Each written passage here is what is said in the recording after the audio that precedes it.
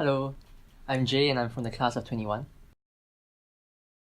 So as a child, I would always cry whenever my parents left for work. So one thing they thought to do was to distract me by playing Britney Spears music videos. Which meant that every morning when I was crying, right, my parents would play Oops, I Did It Again, and then they'll play Crazy. And then when I was being distracted, right, they'll leave for work. And I thought that was completely normal until I started telling other people about it in secondary school.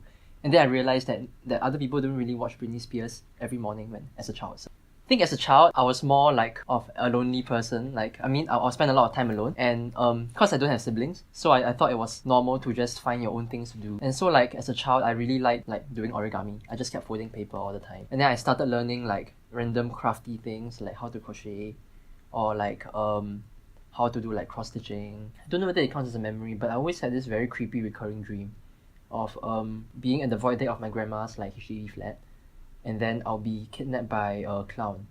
And so the clown will be carrying me, and then so I'll be facing the back while the clown is running forward. And then I'll just see my grandma running after me. But that's something I totally remember from my childhood. It's the first thing that comes to mind. I'll say my relationship with my family is rather close. I'm rather close to them.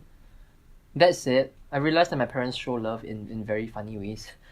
It's a bit absurd sometimes. I think my parents like to lie to me for really lame things, cause they know it's inconsequential and they think it's amusing. When I was a kid, cause I always go to Malaysia, cause half my family's in Malaysia, and then I'll ask my parents oh, how come where did the luggages go? We put them on this conveyor belt, where do they go?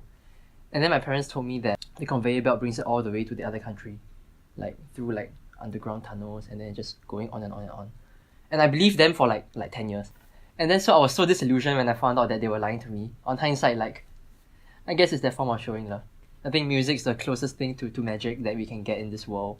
When you see a professional do it, not just engaging with himself but with people around him, and then seeing how they interact and seeing how they just listen to each other, develop each other's ideas, and make sure every moment, right, is just magical.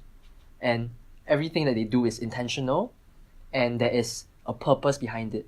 And that is something that I feel that we don't experience very much. But once you've experienced it, you realize that this is something that is really worth running towards. I think my next favorite artist that I feel really brings out the magic in music, right, is this vocalist. Her name is Cecile McLaurin-Salvant. She's a jazz vocalist. I really love female jazz vocalists. I just think that their voices are amazing, and the things that they can do are really mind-blowing. I think a big thing about music is knowing your context, knowing who came before you, and what you are doing in reaction to that. And that really takes time and sensitivity to not just what you are doing, but also what you are listening to. Seeing her perform, I see so many influences from past jazz greats, from Billie Holiday, Sarah Vaughan, Ella Fitzgerald. And on top of that, she has her own tone as well, and I just really love it. And I find it very hard to explain this to people, unless I do a running commentary of a song, which I really think of doing. I really feel I should just sit people down and make them listen to music and explain to them what's happening bit by bit and get them to enjoy it. Cause obviously they aren't enjoying it enough. Okay, so in NS I really wanted to join the SAF band. To join the SAF band, you have to be the last person anyone wants in any unit, because it's not a high priority at all. In BMT, I told all my friends to rank me the lowest in the ranking thing. One thing I totally regret, cause I didn't get into SAF band in the end, was I passed my IPPT. I think that's why I didn't get into SAF band, because I thought that okay, no, I must stand by my morals. If I can pass it, I must pass it. Which now on hindsight, I think has affected my chances of getting in. I became a medic in the end.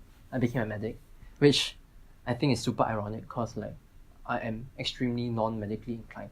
The medic camp is in the same camp as the band camp. I'm just right beside them. I was doing medical cover for the SAF band during SAF 50, which is